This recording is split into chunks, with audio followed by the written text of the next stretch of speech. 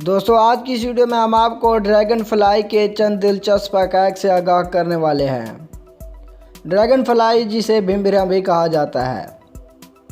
दूसरा शरातुल अर्ज़ की तरह ड्रैगन फ्लाई की भी 6 टांगें होती हैं, लेकिन अक्सर ड्रैगन फ्लाई चलने के काबिल नहीं होते।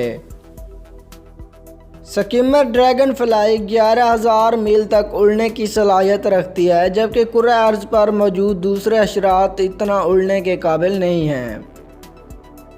ड्रैगन फ्लाई बहुत ही फुर्तीले और तेज़ रफ्तार होते हैं। 1 घंटे में ये 17 से 38 मील का सफ़र तय कर लेते हैं। ड्रैगन फ्लाई की देखने की ताकत इंसानों से भी ज़्यादा है। ये अल्ट्रा वायलेट शॉओं को भी देख सकते हैं। इनकी आंखों में 30,000 लेंस मौजूद होते हैं। ये 360 डिग्री के करीब देखने की सलाहियत भी रखते हैं।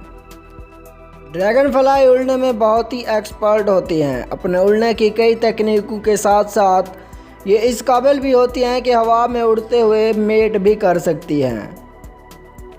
ड्रैगन फ्लाई शिकार करने में बहुत ही महारत रखते हैं। ये अपना शिकार करने में 95% कामयाब रहते हैं।